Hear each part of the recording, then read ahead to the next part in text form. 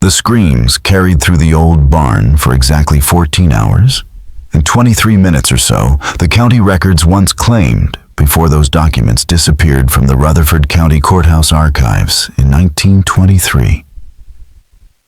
What happened on that October morning in 1841 would be remembered by a few as one of the most chilling acts of revenge in American history. But the official story was buried locked away by authorities who believed it too brutal for the public to know. Ruth Coleman was just 24 when she finally broke. For 7 long years, she had endured relentless abuse at the hands of William Crenshaw, a tobacco farmer whose cruelty was infamous among the enslaved community. Yet what she did in those final hours shocked even the hardened men who stumbled upon the barn days later. For nearly 2 centuries, the truth about that night remained hidden, buried in forgotten letters, sealed testimony, and medical reports that never saw daylight. Now, for the first time, the unfiltered account reveals how Ruth's breaking point became one of the most carefully planned acts of vengeance ever recorded in the antebellum South. Rutherford County in 1841 was ruled by tobacco. The rolling hills of western North Carolina produced fortunes for white landowners, while enslaved workers paid the cost. On some farms, they outnumbered their masters 3-1, creating an atmosphere of quiet but dangerous tension masked by southern gentility. Crenshaw's farm sat in isolation 7 miles from the nearest neighbor. He had inherited the land and a dozen enslaved people in 1832, along with a reputation for being what polite society called demanding. In truth, he was much worse. At 38, Crenshaw was bitter and perpetually angry. His crops failed to measure up to his neighbors, his cotton experiments collapsed, and his wife's death in 1837 left him with nothing but rage and unchecked power. He was a tall, broad man with calloused hands and cold gray eyes that never seemed satisfied. Ruth had been born on the property in 1817, the daughter of Sarah Coleman, who worked inside the house. As a child, she learned chores, skills, and the hard reality of her place in the world. But everything shifted when she turned 17, and Crenshaw's wife died. With no mistress to oversee the home, Ruth was brought inside from the fields. Intelligent and capable, she became the target of Crenshaw's twisted obsession. She could read thanks to lessons picked up from the Crenshaw children. She managed accounts with precision, and she kept the household running with skill. Instead of valuing her, Crenshaw turned his resentment on her. Others on the farm had learned how to sense and avoid his storms of anger. But Ruth, working daily under his watch, had no such refuge. The cruelty began with impossible standards, polished silver, that was never bright enough meals that were always seasoned wrong. Insults escalated into personal attacks, each one sharper than the last. What started as criticism became methodical torment aimed at breaking her down, piece by piece. It was this daily brutality, stretching on for years, that set the stage for what would unfold in that barn, an act of revenge that even time could not erase. He never struck Ruth where visitors might notice. He avoided her hands too, knowing he needed them to keep his house running.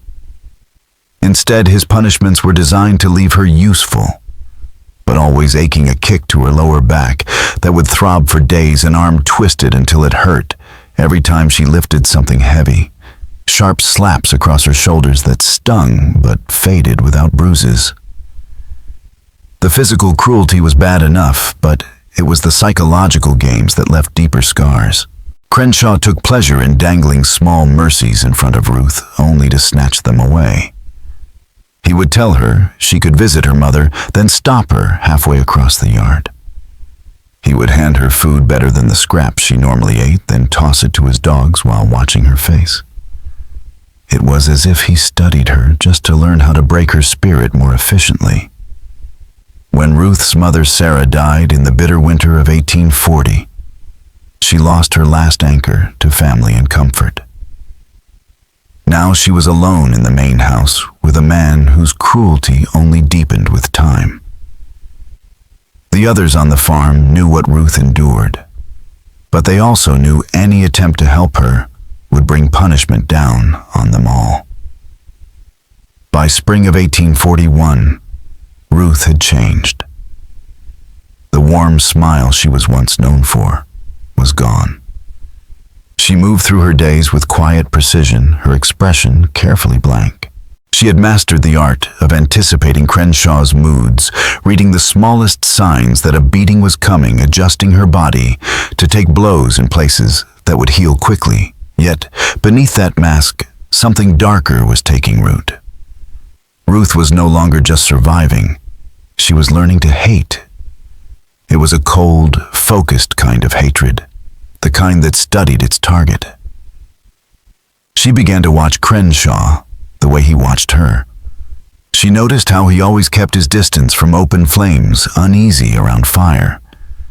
She saw the way he favored his left leg, a faint limp when he thought no one was looking. She remembered every insult, every humiliation, storing them like weapons. And then came the morning of October 15th, 1841. It should have been an ordinary Tuesday, but it became the day everything changed. The tobacco harvest was almost over, and Crenshaw had been in a black mood for weeks, furious at his poor yields and desperate for someone to blame. He always found his target in Ruth. That morning she rose before dawn as always. Barefoot on the wooden floors, she moved silently through the house, preparing his breakfast exactly the way he liked it. Eggs, bacon, cornbread, strong coffee. Everything perfect, which often meant trouble was coming. At 6:30, Crenshaw entered already mud-stained from the drying sheds. His cold gray eyes swept the table searching for flaws, and when he found none, he turned his attention to her. "Your hair looks like a bird's nest," he sneered. "Did you even bother to make yourself presentable?" Ruth kept her eyes down. Meeting his gaze would only fuel his temper. "Yes, sir," she said softly. "I'm sorry if it displeases you." He grunted. "It does. A man shouldn't have to look at such slovenliness while he eats." "Fix it." Ruth moved to the small mirror near the kitchen window, her hands smoothing her hair.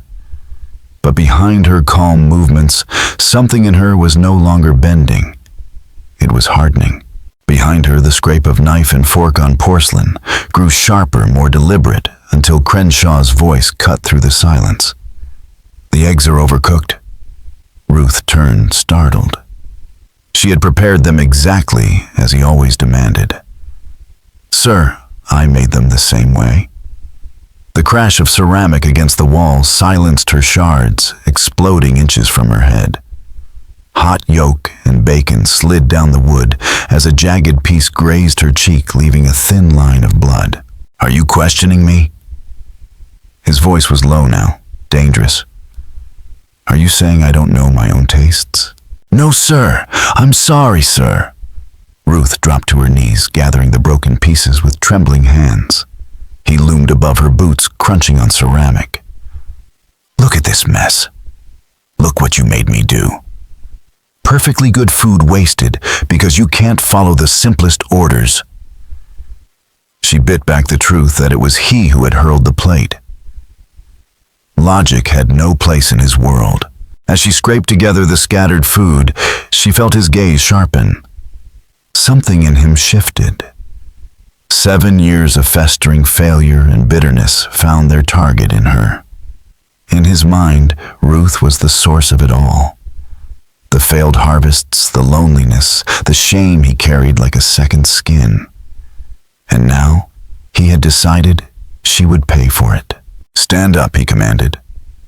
Ruth rose slowly, fragments of plate still cradled in her hands. "Put that down. Follow me." The morning air outside bit through her thin dress dew, soaking the fabric as they crossed the yard. Her stomach tightened. Punishments carried out in the barn were meant to be harsher away from eyes and ears. Inside, the dim light revealed the familiar outlines of tobacco bales and iron tools. The smell of dried leaves hung heavy in the air. Crenshaw stopped in the center where ropes and pulleys dangled from beams high above. He turned to her eyes, glinting in the half-light. "You think you're clever, don't you? You think I don't notice the way you look at me? The way you judge me?" Ruth kept her gaze low. There was no safe answer. "I've fed you, clothed you, kept you alive all these years. And how do you repay me? With incompetence, with insolence, with those eyes full of contempt." His voice rose as he circled her like a predator. "Maybe it's time you learned humility. Maybe it's time you remembered everything you have depends on me." He seized a coil of rope, pulling hard to test its strength, the fibers creaking under tension. Ruth's chest tightened as fear prickled through her mask of composure. "String you up for a while," he said almost casually. "Let you dangle there and think about gratitude. Think about what your life is worth without me." And in that instant, something inside Ruth finally shattered. 7 years of blows, of taunts, of being told her suffering was a gift. Every memory crashed together into one piercing realization. She was done being his victim. The anger Ruth had buried for years surged up so fast, it startled her, and before she could stop herself, she said the word, "grateful." Crenshaw froze with the rope in his hands and demanded to know what she had said. So she lifted her head, met his eyes for the first time in months, and repeated it.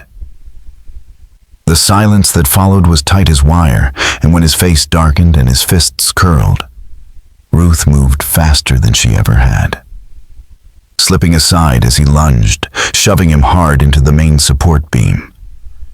He staggered and turned, but she was already at the wall, grabbing the repair mallet and slamming it into the pulley knots that held the heavy crossbeam overhead. One blow loosened the lashings, the next sent the beam sliding. Crenshaw had just enough time to throw up his arms before the timber, easily 300 pounds, smashed down at an angle and pinned both legs below the knees. The sound was a sick mix of splintering wood and breaking bone, followed by a scream that seemed to swallow the barn. When the dust settled, he was conscious, gray eyes wide with pain, whispering for help. Ruth stood very still with the mallet in her hand, feeling the balance of power flip in an instant. When he begged again, she set the mallet down and walked to him, calm now in a way that felt new, and told him she would not help. She watched hope drain from his face and fear take its place.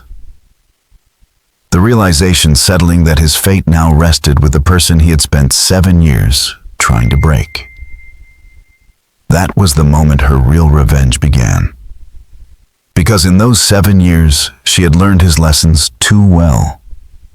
That physical pain fades, but a careful blend of hope and dread can crush a spirit, that waiting can hurt more than any blow, that a small kindness offered and then withdrawn can double the damage. She studied the wreckage with the same attention she once gave his meals and saw both legs broken in multiple places. The beam wedged against the frame so he would not bleed out quickly and could not lift it himself. When he ordered her to fetch Moses and the others, she noted they were in the far fields until evening. And when he told her to get the town doctor, she only circled the beam again, already deciding how to use the time and his fear with the same methodical precision he had once used on her. "It's nearly 15 miles to town and back," Ruth said evenly as she circled the fallen beam. "On foot, I'd be gone the whole day." "Take the horse," Crenshaw urged, panic rising in his voice. "Take whatever you need. Just go." Ruth paused, studied him, then said softly, "You know, in 7 years you've never once said please to me, unless you were in pain." Funny how quick that changes when the tables turn.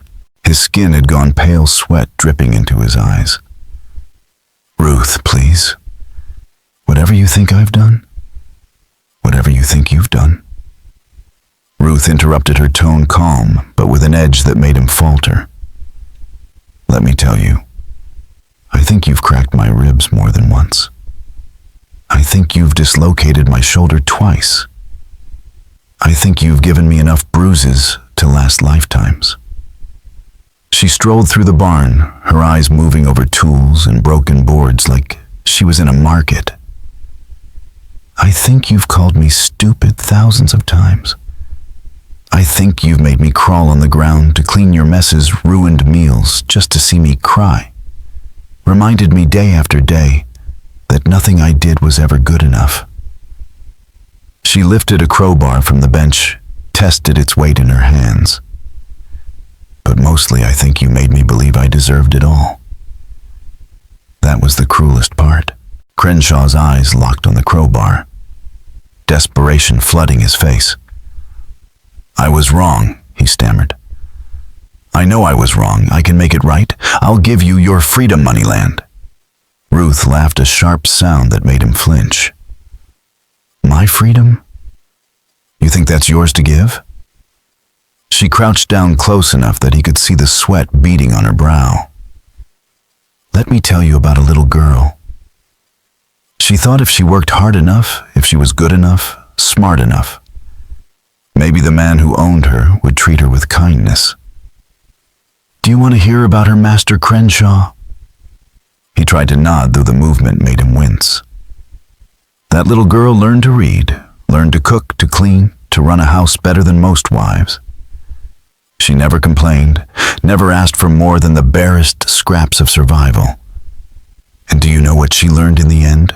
Ruth pressed the crowbar against scattered debris near his legs, levering pieces into place.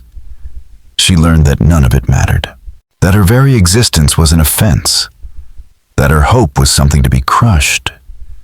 And in time, that little girl died.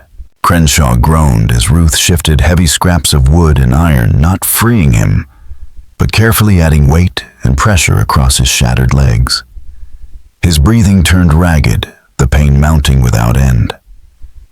Ruth's voice never wavered. All that's left now is someone who knows exactly how much suffering a human being can endure. She stood, inspected her work with a craftsman's eye, then crossed the barn again. When she returned, she carried a wooden bucket and ladle. I'll get you some water, she said almost kindly. You'll need it. I wouldn't want you dying of thirst before we're finished. Finished with what he whispered hoarsely. She dipped the ladle, pressed it to his lips, and let him drink deep. For a brief moment, genuine relief flickered in his eyes. Ruth set the bucket down just out of reach and leaned close. Finished with your education, she said. For 7 years you've been teaching me about power, about control, about what it means when one person owns another's life. I was your best student, and now it's time for your final exam. The sun climbed higher, casting sharp beams through the barn's cracked walls. Dust motes drifted between Ruth and the man writhing at her feet. She sat down on a wooden stool 6 feet away, positioned so she could watch his every movement, close enough to hear his breath hitch with pain, far enough to stay safe from his grasping hands. What came next, court records would later describe as a methodical display of cruelty unlike anything the county had ever witnessed. She said she had thought about this moment for a long time. Not the exact scene, but the words she would say if she ever got to speak honestly. And Crenshaw tried to shift each movement, sending fresh waves of pain through his crushed legs. But Ruth lifted one finger as if to hush him and said, Now it is my turn. You had 7 years to talk, and I had 7 years to listen. Then she pulled a small folded scrap of paper from her dress and asked if he knew what it was, and when he could not answer, she unfolded it and explained it was a list she had started 3 years earlier to keep a record of every cruel word, every blow, every humiliation, every small thing he thought would be forgotten. And she read it in a flat, almost businesslike tone, as if reading an inventory. January 15th, 1839, twisted my left arm behind my back until my shoulder popped for dropping a spoon. January 22nd, 1839, kicked me in the lower back for walking too slow with firewood, March 3rd. 1840, slapped me for crying when my mother was sick, August 12th. 1840 made me stand in the rain for 2 hours while my mother died. The ledger went on neat ink in tiny script cataloging years of deliberate cruelty. And with each entry, she watched him noting the twitch of recognition, the sudden blanch of guilt, the tiny catch in his throat when a memory surfaced. And then she walked to the tools and chose long-handled pliers, holding them like an instrument, and told him this was how it would go. She would work slowly to free him from under the beam. But every minute of loosening would come only after he apologized for each line on the list. A real apology, where he named what he had done and admitted why it was wrong. His eyes brightened with a foolish hope that he could buy his way back to mercy. He begged and promised to change, to give her freedom, to give land money, anything. And she laughed softly because freedom is not something you hand over like a coin. Then she knelt and began the work, levering small pieces of debris in ways that increased pressure here and eased it there so the pain could be managed, but would never relent. She fed him water with a ladle when he begged, then pulled it away, just out of reach to remind him. His pleas shaped his fate, and as she spoke about the little girl who had believed being good would earn kindness, she made him repeat apologies for each cruelty, slow, precise, a parade of admissions that transformed his power into shame. And all the while she kept the list in her mind and the pliers in her hand, teaching him with the same cold patience he had taught her about how hope can be sharpened into a tool of torment until the sun moved and the barn filled with long shadows, and the first true lesson of her reckoning was complete. Ruth smiled faintly at his begging, but her voice stayed steady, almost gentle. "Oh, William, you're still trying to bargain. After everything, you still believe you can buy your way out of this. That's the problem. You never understood that freedom, dignity, and respect aren't things you own or hand out like scraps. They're mine by right, and you stole them from me every day for 7 years. Now I'm taking them back." She unfolded the list again, her fingers tracing the neat lines of faded ink. "You see, this isn't cruelty for its own sake. This is balance. You once made me apologize for dropping a spoon for crying when my mother was dying for existing in your presence. Today you'll learn what a real apology feels like, one earned through understanding, not fear." She leaned closer, pliers in hand, and tightened a shard of wood against his shin until his entire body seized with pain. "Tell me," Ruth whispered, "how exactly was it wrong to make me stand in the rain while my mother died alone?" Her voice was calm, almost soothing, but her eyes were locked on his face, watching every flicker of emotion. Crenshaw stammered, searching for words through the haze of agony, but when his apology faltered into half-hearted excuses, Ruth shook her head. "Not good enough? We'll try again." By late afternoon, the barn was filled with the rhythm of his suffering screams, sobs then broken, apologies repeated again and again, until they matched the weight of her ledger.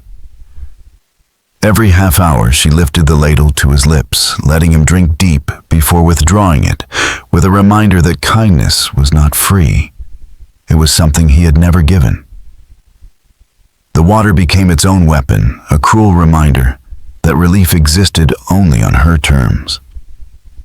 And when she spoke of her mother guiding a trembling spider across his cheek, as his eyes rolled in panic, her voice broke into a whisper that carried all the grief of that night in the rain. She was afraid too. Afraid she had been forgotten. Afraid her life hadn't mattered.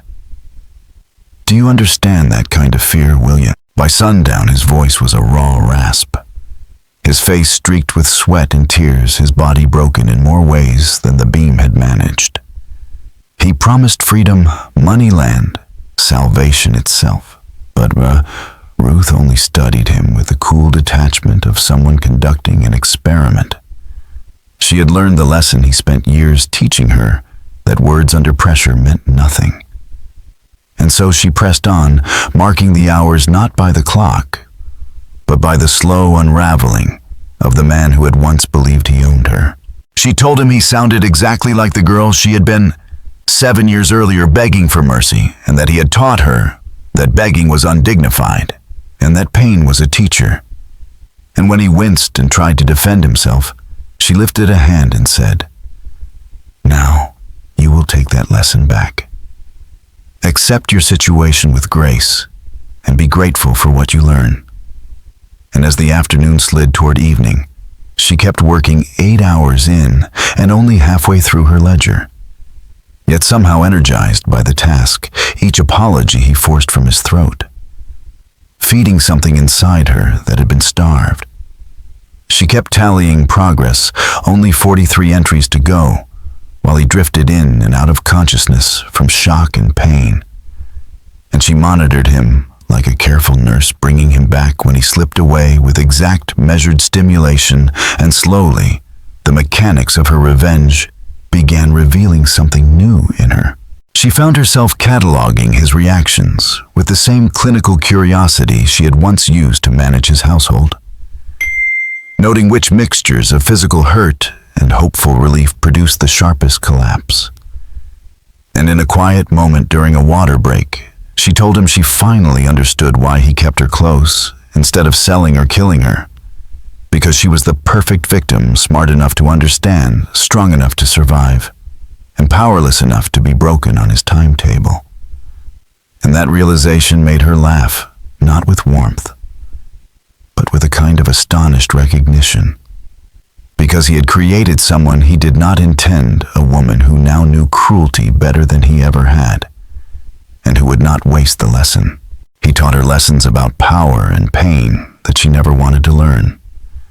And she walked to the barn door and looked out over the fields, where the others still worked, unaware of the horror inside and expecting the same evening routine. Then she told him they would not come looking, because Moses and the others knew better than to interfere when they heard screaming from the barn and had learned to make themselves scarce. Which hit Crenshaw with fresh horror as he realized his cruelty had been an open secret among the enslaved people for years, and that his isolation was now complete. So Ruth said they had all the time they needed and returned to her stool to consult the ledger. Finding the entry about the morning in August of 1840, when he made her burn the letters she had written to her dying mother, letters that had been her private life, her secret voice, the small bundle of memories she hid beneath the loose board under her pallet. Letters that Crenshaw had discovered and then forced her to feed to the flames, while he mocked her, reading her lines in a parody, and laughing as a page after page curled to ash, telling her she had forgotten her place, and proving in his mind that private thought was dangerous and unnatural for someone he owned. And now Ruth looked down at the man who had done that, and asked if he remembered what he had said as the last page turned to smoke. And when his broken voice pleaded for mercy, she reached into her pocket and produced a small bundle of papers. And she said she had never stopped writing. She had only learned to hide them better. The revelation settling over the barn like a slow, cold light that made Crenshaw understand that the private life he had tried to erase had survived, and that the woman he had assumed was malleable had been keeping proof of every wound, every thought, every memory. And that proof was in her hands now. Ruth slowed her movements as twilight crept through the slats. Each shift of wood and metal timed to give him a flash of relief, and then yank it away, and with practiced calm, she coaxed him into confession after confession, until his promises meant nothing, and his voice was a thin thread of pleading, finally making him name every insult, every humiliation, every time he had pretended mercy, to watch her hope die. And when the last false apology spilled from him, she folded up the letters she had read and smiled, without warmth stood, put the pliers and crowbar back on the bench, and walked to the barn door where the fields lay, darkening and silent. Then she did three things with quiet efficiency. She took from his pockets a small pouch of coins he had kept for emergencies. She fetched the old bridle from the peg and led his best horse out to the yard, and she gathered the bundle of her hidden letters and tucked them into her dress. Because all the evidence of what she had been and what she had learned belonged to her now, not to him. She paused at the threshold and looked once more at the man, pinned beneath the beam, a man who had taught her the anatomy of cruelty so thoroughly that she had become a master of its use. Then she mounted the horse and rode away down the rutted lane toward the river where the road would take her north, leaving the barn to its darkness and Crenshaw to the consequences of a day he had taught her to deliver. And by the time the other workers came back at sunset, they found the house quiet, the main room empty of his breakfast plate and her presence. And later, when neighbors and constables reached the farm and pried the beam loose, they found a broken man and a scattered ledger. But no Ruth, and the letters she carried would keep her story alive in a way his threats never could. The girl who had entered the barn at dawn, a quiet, careful shadow, trying to survive her master's cruelty, no longer existed. By sunset, she had transformed into a woman who moved with certainty, who commanded every detail of the room as if it were her stage, who wielded authority the way Crenshaw had once wielded fear. The discovery of her own power was shocking even to her, and deeply intoxicating. She wanted him to understand that none of this was chance. Every moment of agony, every spark of dread, every hollow plea was the life he had chosen the day he decided she was property instead of a person. By now, she had extracted nearly every apology from her list. Crenshaw was long past dignity, past even coherent resistance. He was an animal cornered, rasping out promises and confessions. His voice shredded, his lips cracked and bleeding. When he whispered that this was murder, Ruth corrected him with chilling calm. Murder would have been swift. Justice would have been a trial and a hanging. This, she told him, was education, a lesson in powerlessness, a demonstration of what 7 years of cruelty could turn a soul into. She drew out her worn list one final time, the paper smeared with sweat and dirt from the long day, and wrote her last entry with the same neat hand she had always used. October 15th, 1841. William Crenshaw learned what it means to be at the mercy of someone who has no mercy left to give. She folded it carefully and tucked it away. "Now we're finished," she said, her voice almost gentle. The last hour of his life left no official trace. Later whispers suggested Ruth no longer needed pliers or rope. Instead, she spoke. She told him of the girl she had once been, full of hope, dreaming of small kindnesses, imagining a future where she was seen as human. She told him how his constant cruelty had hollowed her out until only hatred could grow in the empty spaces. "You created me," she said, as his breaths came shorter. "The woman who could do this, the one capable of cruelty more precise than yours. You should be proud. It may be the only thing you ever did well." When his eyes began to glaze, Ruth shifted the balance of wood and iron that had pinned him all day. With deliberate care, she moved the last supports so that the beam which had tormented his legs for hours slid down across his chest. The pressure crushed his breath from him slowly and inexorably.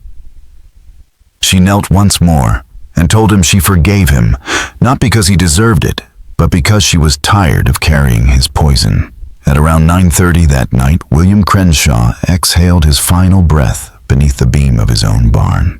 When Moses and the others returned from the fields, they found Ruth waiting calmly at the barn door. Her dress tidy, her hands folded. Her face gave nothing away. "There's been an accident," she said evenly. And with those words, the frightened girl who had once lived in William Crenshaw's shadow was gone forever. Ruth's words were simple, written in the same neat hand that had chronicled every cruelty. But they carried a clarity that no courtroom could soften. "I did not kill William Crenshaw in anger. I killed him in education. He taught me for 7 years what power feels like in the hands of the cruel. On October 15th, 1841, I taught him what it feels like in the hands of the broken. I regret nothing, for regret belongs to those who doubt their cause. I was his creation, and in the end, I was his conclusion." When those sealed papers surfaced in 1923, they stunned even hardened historians. The county sealed them again almost immediately, citing the dangerous precedent of memorializing vengeance as justice. But not before a handful of scholars copied passages that circulated quietly in academic circles for decades. Ruth Coleman's confession blurred the boundaries between victim and executioner, between justice and cruelty, between survival and transformation. For the people of Rutherford County in 1841, the story ended with a beam falling in a barn and a master buried in his family plot. But the truth lived on in the shadows of courthouse walls until it forced its way back into the light. And when it did, Ruth's voice, silent in life, smothered in memory, spoke with a force that could no longer be ignored. I write these words not as a confession of guilt, but as a record of justice delivered. William Crenshaw spent 7 years teaching me that some are born to suffer and others are born to inflict suffering. On this day, I proved him wrong. I showed him that roles can be reversed, that the master can become the slave, and that the teacher can be forced to learn his own lesson. I regret nothing, because for the first time in 7 years, the world felt as fair as it should be. The papers that carried Ruth Coleman's voice were resealed, almost immediately hidden away as too dangerous for public eyes. They remained buried until a courthouse fire in 1963 destroyed the originals forever. But the story survived, passed down in whispers in family lore and in the uneasy memories of those who knew the truth. In some tellings, Ruth was remembered as a folk hero, a symbol of resistance. In others, she was a warning of what happens when cruelty pushes a person past their breaking point. What all versions agreed upon was this: on an October morning in 1841, Ruth Coleman taught her master a final lesson, one that would echo far beyond the walls of that barn. She lived another 37 years, dying quietly in 1878 at the age of 61. She never married, never had children, and never spoke again of that day. On her gravestone in the Garrett family cemetery, only her name and dates remain. Yet local legend insists that if you visit at dawn in late October, you might catch sight of an inscription faintly etched beneath her name. She remembered everything, and she settled every debt. Whether myth or truth, Ruth's story remains one of the most haunting reminders of how cruelty can twist both victim and oppressor, erasing the lines between justice and vengeance. It forces us to confront the question we least want to ask. When the law refuses to protect the powerless, what form will justice take? What do you think, was Ruth justified in her actions, or did she become the very monster she despised? Share your thoughts below, and let's wrestle with this together. If you want more stories that uncover the hidden darkness of America's past, subscribe, hit the notification bell, and share this with someone who isn't afraid to face the unsettling truths that history leaves behind.